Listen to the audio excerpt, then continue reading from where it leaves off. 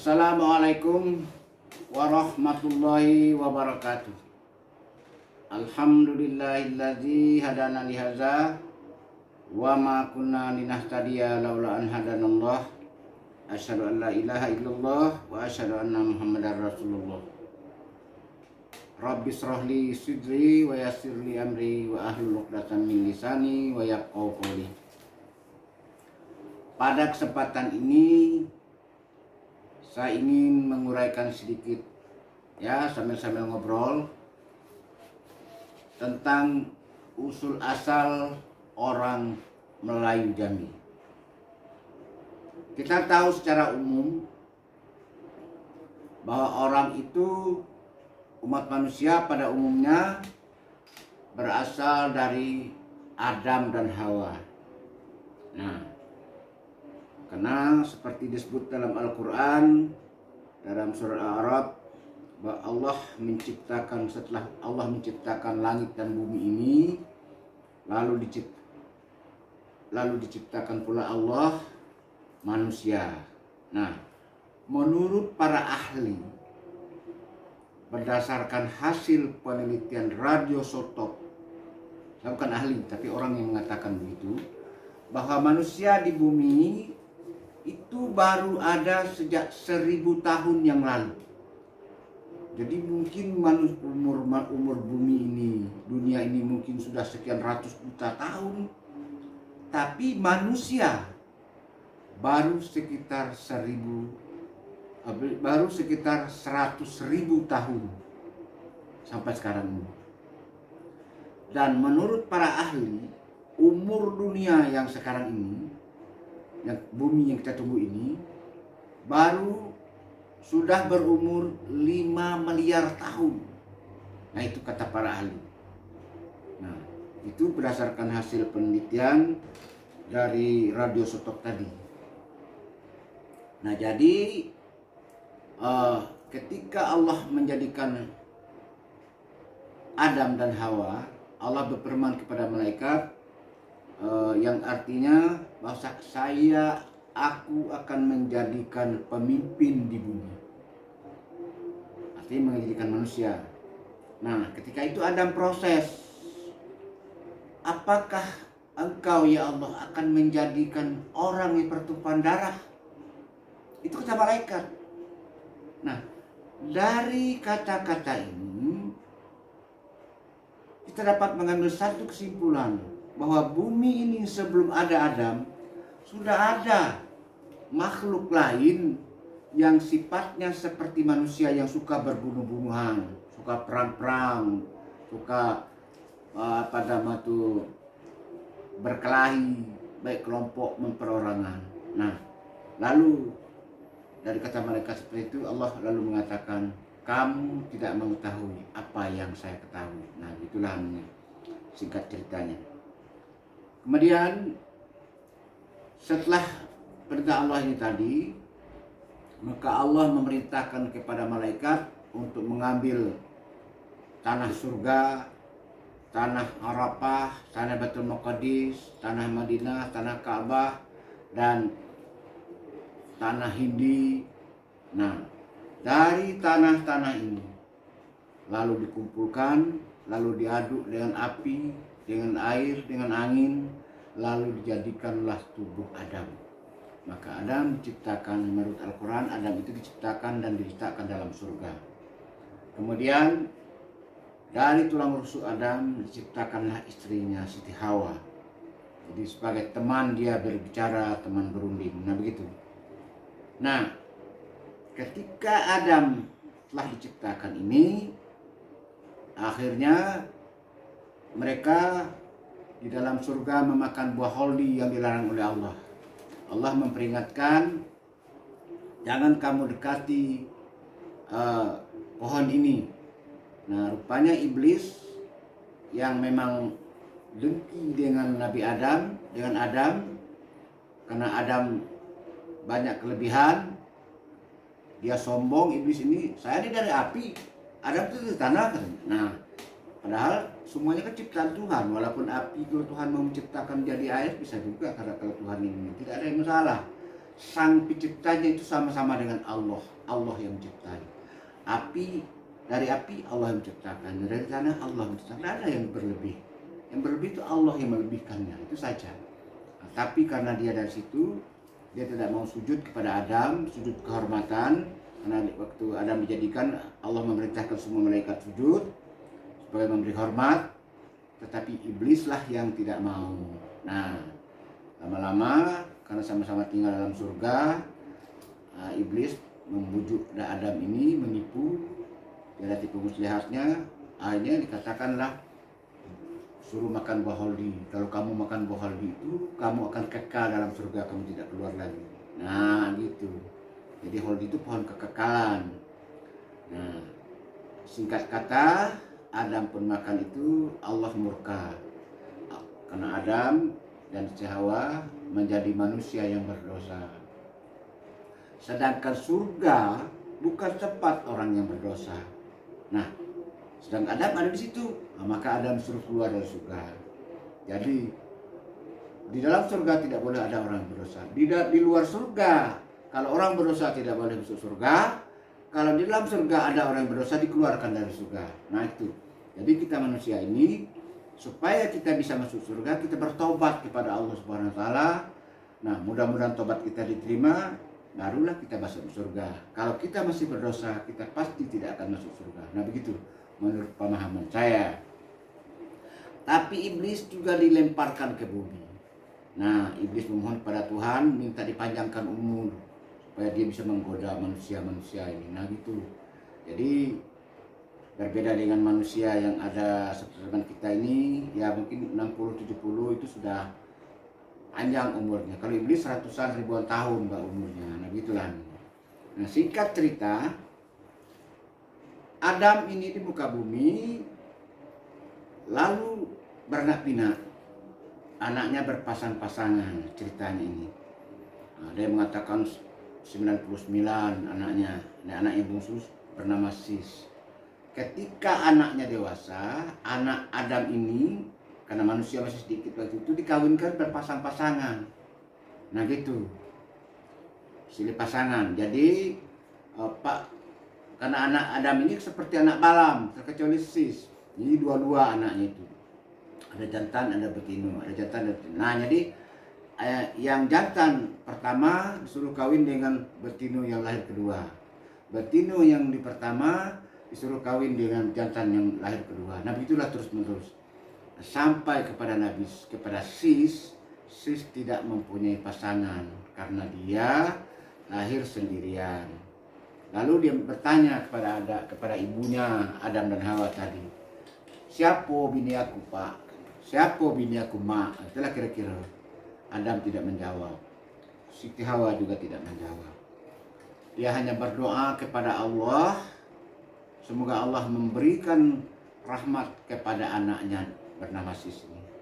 Nah, dengan takdir Allah pada satu hari Allah mengeluarkan seorang bidadari bernama Jatirokna. Luar biasa cantiknya ya, namanya dari bidadari. Nah, itulah menjadi istri dari Sis. Ceritanya begitu. Nah, menurut orang adat, dari keturunan Sis inilah orang yang diwarisi untuk menjadi raju di muka bumi ini. Mulai dari tingkat RT sampai menjadi presiden segala macam. Itu kata ceritanya. Apa benar? Allahu a'lam. Saya tidak tahu apakah seperti itu. Nah, jadi singkat cerita, ketika anak Adam ini sudah berkembang biak, nah sudah banyak, maka Sis dibawa oleh malaikat terbang ke angkasa, melayang-layang. Nah, ketika itu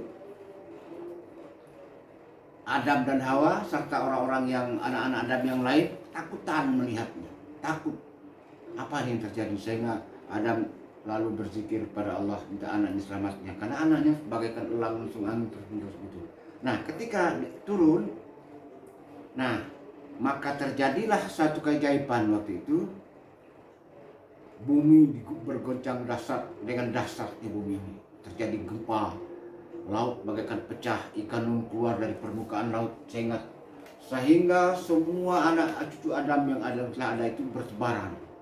Nah, menyebar. Menurut kabar, ada yang sampai seluruh muka bumi ini.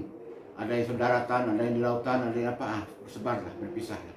Nah, menurut ahli sejarah, dari situlah cikal bakal berkembangnya manusia semenjak 100.000 tahun yang lalu itu. Nah, mungkin sudah berkelompok sana ada 1.000 orang. Nah, Tuhan memindahkan mereka ke kampung saja. Ada penyakit di situ, semua mati. Lari mereka ke sana, ada yang lari ke sana, lari kemari. Nah, itu berpisah. Jadi cara Allah menyebarkan anak manusia itu bermacam-macam.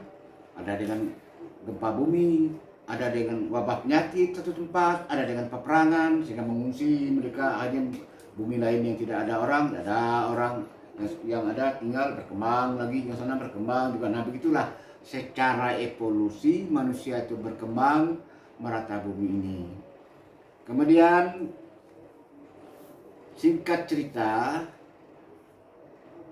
kira-kira 10.000 tahun yang lalu Indonesia ini termasuk Jambi, nah itu penghuninya datang dari Hindia belakang. Mungkin dari Malaysia, mungkin dari Bangkok, mungkin dari Thailand, mungkin dari ya pokoknya Asia Tenggara lah, segala macam itu berdatangan kemari. Dia secara evolusi. Nah, itu diperkirakan sekitar 10.000 tahun yang lalu.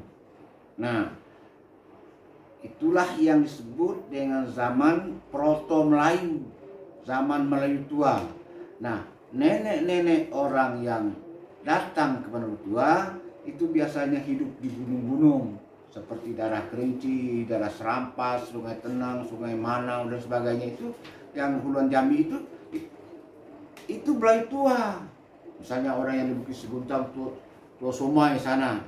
Nah, yang hidup sana itu Melayu tua itu, karena mereka tuh dulu hidupnya dari berburu.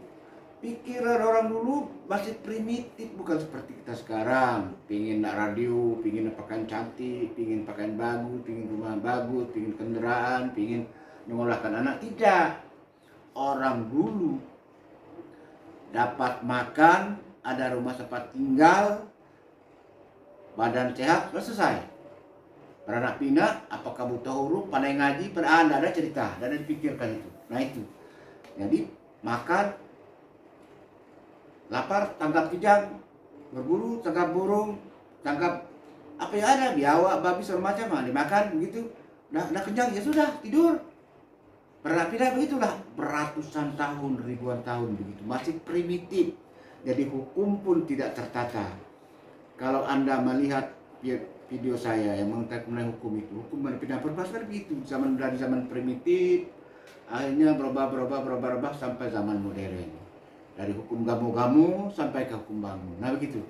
Nah, ini bisa dibuktikan nenek moyang orang Jambi itu zaman purba itu, kalau kita pergi ke Gua Tiangso di Sungai Manang, masih ketemu kita kapak batu, senjata-senjata dari batu. Kalau pergi kaki-kaki Gunung Kerinci ada batu bersurat, macam-macam. Ada batu bilah, ada mata-mata panah yang dari batu dibuat. Nah, kalau orang membuka hutan suka ditemukan buci-buci, budi-budi, tempat kuburan orang zaman dulu. Orang dulu kalau meninggal dibakar karena agama Buddha, pengaruh agama Buddha, dibakar. Lalu abu nenek moyangnya dia masukkan ke kendi. Nah, itu simpan itu kuburannya. Jadi tidak menggali tanah seperti kita. Nah, mungkin alat penggalinya pun tidak ada, cangkul, parang nggak ada, semuanya serba batu. Nah, itu begitulah orang Jambi ini. Jadi Proto Melayu, nenek moyang orang Jambi berada di daerah pegunungan. Kurang lebih 2.500 tahun yang lalu proses lagi, datang lagi yang disebut dengan Melayu tua, dari merantau juga dari Hindia belakang dan dari daerah lain yang hidup di pinggir pantai, yang suka berburu ikan, itu saja. Nah, itu ilmunya. Jadi jangan salah. Kalau ada nenek Anda yang berumah supaya air, nah itu Melayu Budo itu. Kalau ada orang seperti orang Kerinci, orang Serampas, orang Sungai Tenang yang di gunung-gunung, nah itu Melayu Tua. Nah, Melayu Tua itu pada umumnya agak badannya keras, beringas. Nah, ada ininya sedikit. Ya, karena alam yang menempa mereka. Nah, begitulah kira-kira asal dari orang Jambi tadi. Nah, dari Melayu Tu dan Melayu Mudo, itulah asalnya nenek moyang orang Jambi yang pada akhirnya berkembanglah menjadi beberapa suku. Ada yang disebut dengan suku Kerinci, ada yang suku 12 Bangsu, ada suku Pindah, dan berbagai macam. Nah, sehingga sampailah sekarang. Jadi Jambi ini ada orang yang asli yang sudah sekian puluh tahun di sana, ada lagi yang pendatang. Nah, dari yang asli dan tambah dengan pendatang, inilah daerah Jambi disebut dengan daerah genealogis teritorial. Jadi wilayah yang ada keturunan orang asli, juga ada pendatang lain dari daerah luar. Nah, begitulah keadaan pendatang asal mula orang di Melayu Jambi ini. Jadi kalau kita bertanya sekarang, siapa orang asli Jambi? Nah, ini perlu diluruskan. Makanya saya sering mengatakan ada orang yang dari luar yang sudah bertahun-tahun di Jambi. Lalu kita tanya, Bapak orang mana? Saya orang Jawa, Pak. Sudah berapa tahun di Jambi, Pak? Sudah 30 tahun. Tanya lagi, ada orang mana, Pak? Saya dari Palembang, Pak. Sudah berapa tahun? Sudah 20 tahun, Pak, di Jambi. Kata-kata. Yang saya tanya, Pak mana? Saya dari Bugis, Pak. Saya orang Bugis, Pak. Berapa tahun di Jambi? Sudah 30 tahun. Jadi saya jadi heran melihat orang-orang yang seperti ini. Jambi ini tidak mengenal suku. Kalau orang Jambi berkenalan tidak pernah mengatakan siapa, suku dari mana. Dia tanya, nah, siapa nama Pak? Nama saya Ahmad. Udah kawin Pak? Sudah. Anak saya 3. Tinggal di mana Pak? Tinggal di Telanai. Itu aja. Tidak pernah orang nanya sukunya apa, nenek moyangnya siapa. Kenapa? Nah, orang Jambi itu 6 bulan tinggal di Jambi, tunduk kepada adat bersani syarat bersani kitabullah, dikurungkan petang, dikeluar pagi oleh pemangku adat, diberi kaji baco oleh pemangku syarat. Itu orang Jambi. Lalu kenapa masih juga mengatakan nenek moyang saya ini orang Minang? Ditanya 30 tahun di Jambi, saya orang Jawa, saya sudah 40 tahun di Jambi. Ada apa? Kalau memang bagus tempat nenek moyang Anda, keberatan Anda mengatakan Anda orang Jambi, silakan pergilah Anda ke Jambi. Kami Jambi tidak pernah mengusir Anda. Kami orang Jambi tidak pernah menolak Anda. Itu. Saya keberatan sekali mendengar orang yang sudah puluhan tahun beranak-pinak, makan di Jambi, tidur di Jambi, minum di Jambi, lalu dia mengatakan, saya orang Jawa. Kalau bagus negeri Jawa, berangkatlah ke Jawa sana. Apa ini? Kok berat sekali Anda mengatakan Anda orang Jambi? Jadi tinggal di Jambi. Katakan, saya orang Jambi. Kami orang Jambi tidak pernah menanyakan nenek moyang orang.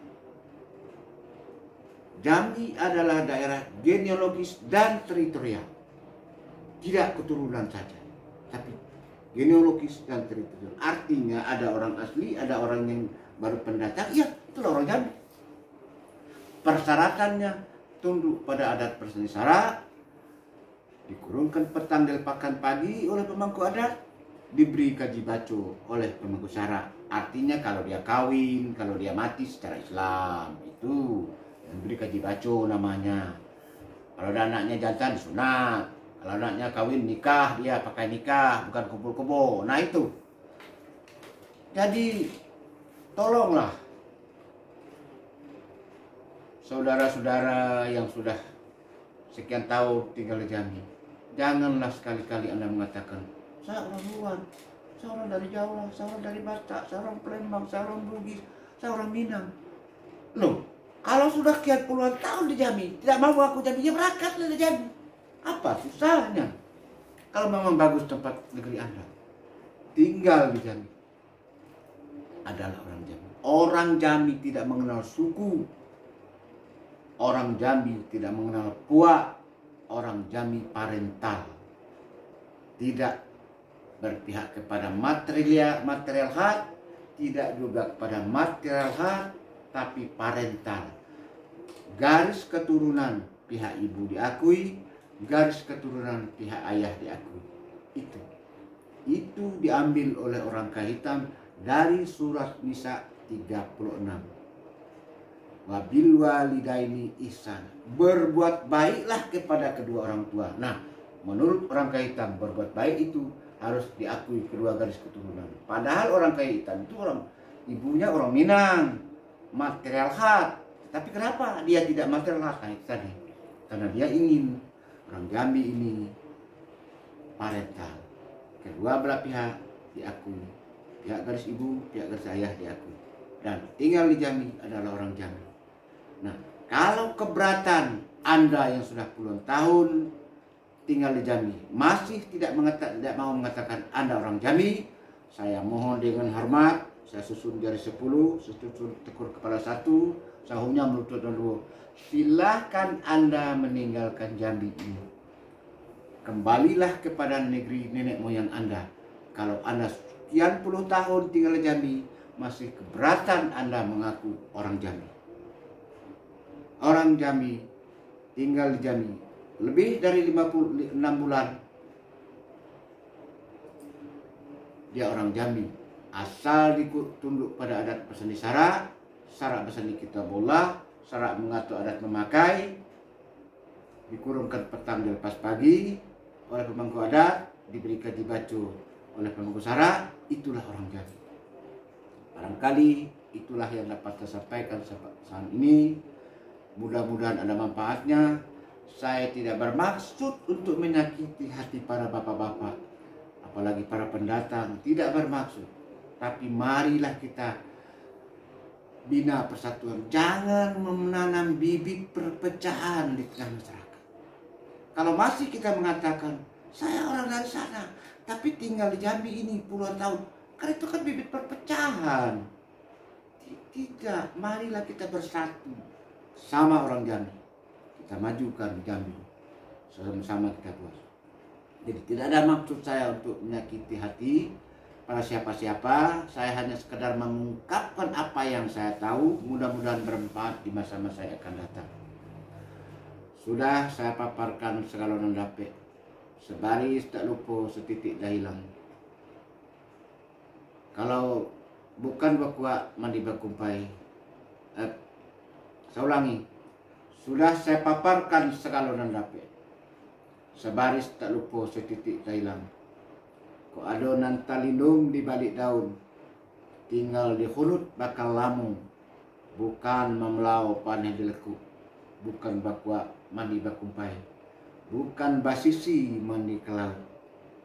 Kok kurang suko dituku, kok hapat suko diturang, kok jarang suko disisip, kok bungkuk suko dilurus benar, suko diulih panjang di kampuh libah, alam tak kemang menyudahi. Tamat kaji kitab dilingkup, tamat gayung pedang diletak. Hikayat habis, sengketo sudah, sah sama belunju, batal sama diampang. Terserah kepada ombak dan bersabung, angin dan bapuhun. Di situ sisik banyak tulang pelembut. Adonan tinggal itu untuk yang pandai. Iti air bisa batau, orang sekapal jadi menong. Dalam kelam ilok belampu, nan setitik jadikan laut, nan sekapal jadikan gunung, alam terkembang jadi guru. Malam terbang ke muka pintu, padi sulit apa dimakan, alam terkembang jadi guru, bumi dan langit ada di dalam. Yang benar dari Allah yang Maha Kuasa, semua yang salah dari saya Mukhtar Agus Solid Esa. Saya mohon maaf kepada semua hamba Allah, semua hadirin. Tidak ada niat saya untuk menyakiti hati saudara. Namun kalau ada salah kata, salah perbuatan, maafkan saya. Akhirnya saya ucapkan Assalamualaikum warahmatullahi wabarakatuh.